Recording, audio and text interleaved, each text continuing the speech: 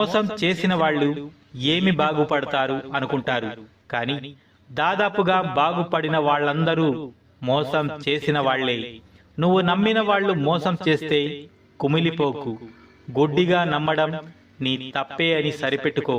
కానీ ఒక్కటి మాత్రం గుర్తుపెట్టుకో, దేవుడు అనేవాడు ఒకడున్నాడు. వాళ్ళ లెక్క సరిచేయకుండా ఊరుకోడు. బంగారం కొత్తదే బాగుంటుంది, బియ్యం పాతవవుతున్న కొద్దీ బాగుంటాయి. కానీ ఆకలి తీర్చేది బంగారం కాదు, బియ్యంతో వండిన అన్నమే. అలాగే కొత్త పరిచయాలు బాగుంటాయి, కానీ పాత బంధాలే బలంగా ఉంటాయి. కష్టం తీర్చేవి కొత్త పరిచయాలు కావు, పాతికేళ్ల స్నేహాలు పాతుకుపోయిన బంధాలే. అందుకే కొత్త పరిచయాల కోసం మారిపోకు, అపురూపమైన అనుబంధాలను వదులుకోకు. లోకులు పలు కాకులు, వయసు చూడరు, వరస చూడరు, మనిషిని చూడరు, మనసును చూడరు, మానవత్వాన్ని చూడరు, వ్యక్తిత్వాన్ని చూడరు. కంటికి కనిపించింది వినిపించింది నమ్ముతారు, మాట అనేస్తారు. ఒక్కోసారి మన కళ్ళే మనల్ని మోసం చేస్తాయి.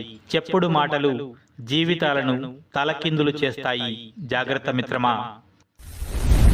జీవితం అన్నింటినీ పరిచయం చేస్తుంది.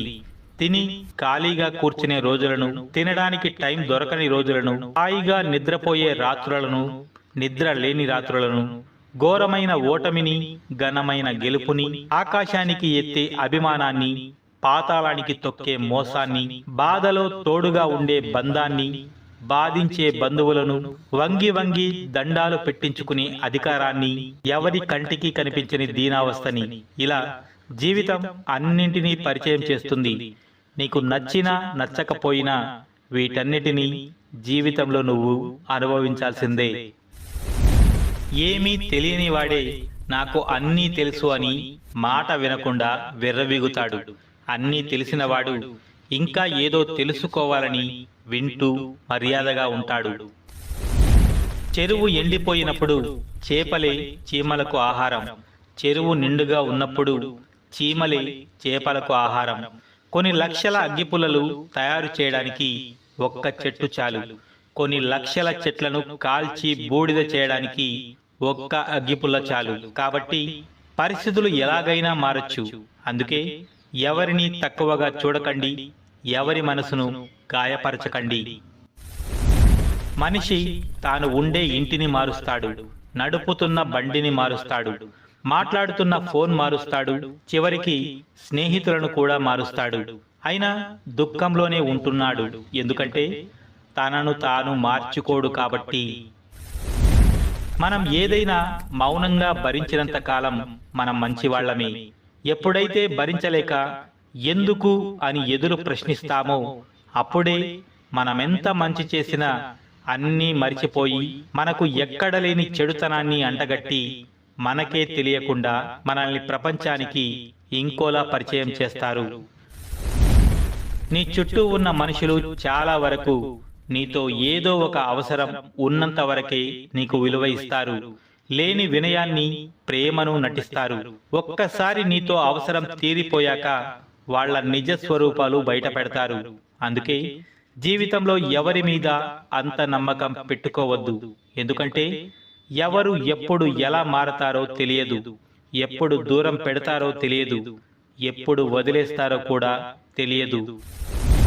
మన సంస్కారం చెబుతుంది మన కుటుంబం ఎలాంటిదో, మనం మాట్లాడే మాటలు చెబుతాయి మన స్వభావం ఏమిటో, మనం చేసే వాదన చెబుతుంది మనకు ఎంత జ్ఞానం ఉందో, మనం చూసే చూపు చెబుతుంది మన ఉద్దేశం ఏంటో, మన వినయం చెబుతుంది మనం నేర్చుకున్న విద్య ఎలాంటిదో. మనిషిలో అహం తగ్గిన రోజు ఆప్యాయత అంటే అర్థమవుతుంది. గర్వం పోయిన రోజు ఎదుటి వారిని ఎలా గౌరవించాలో తెలుస్తుంది. నేనే నాకేంటి అనుకుంటే చివరికి ఒక్కడిగానే ఉండిపోవాల్సి వస్తుంది. గౌరవ మర్యాదలను ఇచ్చి పుచ్చుకుంటూ ఆనందంగా ఇతరులతో కలిసి జీవించడమే అసలైన జీవితం. మానలేని గాయాలు ఎన్ని ఉన్నా ఒంటికి మాత్రమే, మరవాలని ఉన్నా మరవలేనిది గతమొక్కటే. జరిగింది గతం అంటావు, జరుగుతుంది నాటకం అంటావు, మిగిలేది కన్నీరు అంటావు, కరిగేది కాలమంటావు. కష్టం వస్తే కృంగిపోతావు, చావు వస్తే భయపడిపోతావు. ఎక్కడ నీ జీవితం? ఏది నీ జీవితం? అంతా నీలోనే ఉంది మిత్రమా. ఏది అంతం, ఏది మృత్యువు? నీ జీవితంలో రంగులు వెలసిపోయినప్పుడు నీ చుట్టూ ఉన్న వాళ్ళ అసలు రంగు బయటపడుతుంది. తట్టుకొని నిలబడు చాలు. మళ్ళీ నీ జీవితంలో ఇంద్రధనస్సు వెళ్ళి విరియక మానదు.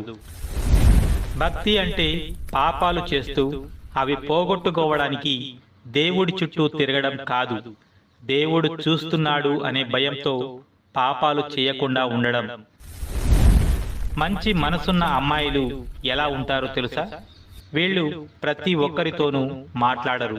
వీళ్ళ జీవితంలో ఎప్పటికైనా ఒక్కరే స్పెషల్ పర్సన్గా ఉంటారు. వీళ్లకు ప్రేమ, కుటుంబం రెండింటి గురించి ఎక్కువగా ఆలోచిస్తారు. వీళ్ళకి కోపం తక్కువ, జాలి ఎక్కువ. వీళ్ళు ఏ విషయమైనా మనసుతో ఆలోచిస్తారు. అందుకే ఎక్కువగా ఏడుస్తూ ఉంటారు. మీ లైఫ్లో కూడా ఇలాంటి అమ్మాయి ఒకటి ఉంటే అస్సలు వదిలిపెట్టకండి. జీవితంలో మనిషి 2 చోట్లకు పోకూడదు. అవి 1 ఆరోగ్యం బాగాలేక హాస్పిటల్కి పోకూడదు, 2 పరిస్థితి బాగోలేక జైలుకు పోకూడదు. ఆ 2 చోట్లకు వెళ్ళి వచ్చాక ఇక ఎక్కడికి వెళ్ళినా వేస్ట్. ఆ 2 జీవితాన్ని నేర్పిస్తాయి. ఎందుకంటే హాస్పిటల్కి వెళ్తే చావుని చూపిస్తుంది, జైలుకు వెళితే జీవితాన్ని చూపిస్తుంది. కొన్నింటి విలువ కోల్పోయినప్పుడు తెలుస్తుంది, కొన్నింటి విలువ దొరకనప్పుడు తెలుస్తుంది, మరికొన్నింటి విలువ కాలం గడిచే కొద్దీ తెలుస్తుంది. వాళ్లకు నీ విలువ కూడా అంతే, కాలం గడిచే కొద్దీ తెలుస్తుంది. నిన్ను దూరం చేసుకున్నందుకు వాళ్లలో వాళ్లే కుమిలిపోయే రోజు వస్తుంది. వాళ్ళు నిన్ను వదిలి వెళ్ళినందుకు వాళ్ల మీద వాళ్లకే అసహ్యం వేస్తుంది. ఆనందాన్ని కోరుకుంటూ ఆనందాన్ని కోల్పోయామని వాళ్ళు ఏడ్చే రోజు ఖచ్చితంగా వస్తుంది. నీ గమ్యం చేరే దారిలో ఈర్ష్యపడే, ఎత్తి చూపే వేళ్లుంటాయి, వ్యంగ్యంగా మాట్లాడే నోళ్లు ఉంటాయి. బెదిరావో నీ గమ్యం చేరలేవు. సాగిపో నిరంతరంగా. పరిస్థితులు ఎప్పుడూ స్థిరం కాదు. నువ్వు ఇప్పుడు పడిన కష్టం ఎప్పుడూ వృధా కాదు. ఆడవారిని చులకనగా చూసే ప్రతి మగవాడు గుర్తు పెట్టుకోవలసిన విషయాలు. నువ్వు ఈ భూమి మీదకి వచ్చినప్పుడు నిన్ను పట్టుకోవడానికి ఒక ఆడది ఉంది. ఆవిడ మీ అమ్మ. నువ్వు ఎదుగుతూ ఉన్నప్పుడు నీతో ఆడుకుంటూ నిన్ను చూసుకోవడానికి ఒక ఆడది ఉంది. ఆవిడ మీ అక్క. నువ్వు బడికి వెళ్ళినప్పుడు నీకు జ్ఞానాన్ని ఇవ్వడానికి కూడా ఒక ఆడది ఉంది. ఆమె నీ టీచర్. నీకు ప్రేమ, తోడు కావలసిన వయసులో ఒక ఆడది ఉంది. ఆవిడ నీ భార్య. నువ్వు మొండిగా తయారవుతున్నప్పుడు నిన్ను మార్చడానికి కూడా ఒక ఆడది ఉంది. అది నీ కూతురు. చివరగా నువ్వు చనిపోయినప్పుడు తన ఒడిలోకి తీసుకోవడానికి కూడా ఒక ఆడది ఉంది. ఆవిడే భూమాత. కాబట్టి నువ్వు మగాడివి అయితే ప్రతి స్త్రీని గౌరవించు. నువ్వు ఆడదానివి అయితే స్త్రీగా ఉన్నందుకు గర్వించు. ఆడవాళ్లను గౌరవించకపోయినా పర్వాలేదు.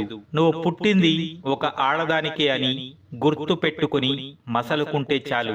గుళ్ళో పెట్టి పూజించక్కర్లేదు, మీ గుండెల్లో పెట్టుకుని చూసుకుంటే చాలు. బాధ, కోపం రెండూ మంచివే. ఎందుకంటే అవి మనకు వస్తే మన వాళ్ళెవరు, మనతో ఉండేది ఎవరు అని తెలుస్తుంది. అవే ఎదుటి వారికి వస్తే వారి మనసులో మన స్థానమేంటో తెలుస్తుంది. మీకు హాని తలపెట్టిన వారి మీద ప్రతీకారం తీర్చుకోవడానికి ప్రయత్నించకండి. ఎందుకంటే కుళ్ళిన పండ్లు వాటంతటా అవే రాలిపోతాయి.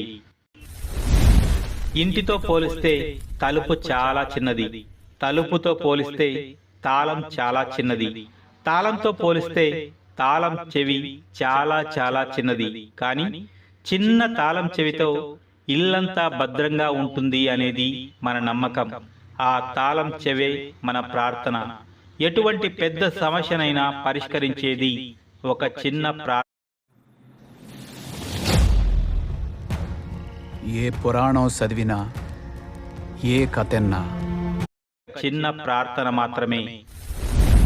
కష్టం కన్నీళ్లనే కాదు, కొన్ని నిజాలను బయటకు రప్పిస్తుంది. దాపరికాల ముసుగును తొలగిస్తుంది, వాస్తవాలు వెలుగు చూసేలా చేస్తుంది. కష్టం కూడా ఒక మంచి నేస్తమే. నీలోని ధైర్యం, నీ సామర్థ్యం నీకు తెలిసేలా చేస్తుంది. నీ భవిష్యత్తుకు మార్గాన్ని వెతికేలా చేస్తుంది. అందుకే కష్టాన్ని కూడా ఆనందంగా నీ జీవితంలోకి ఆహ్వానించు. మనిషిలో అహం తగ్గిన రోజు ఆప్యాయత ఏంటో అర్థమవుతుంది. గర్వం పోయిన రోజు ఎదుటి వారిని ఎలా గౌరవించాలో తెలుస్తుంది.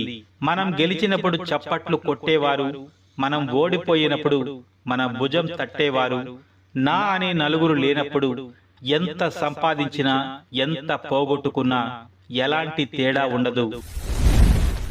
మన కోసం మన వాళ్ళు ఉన్నారు, మన కోసం ఏడుస్తారు, మన కోసం ఏదైనా చేస్తారు అనుకుంటే పొరపాటు.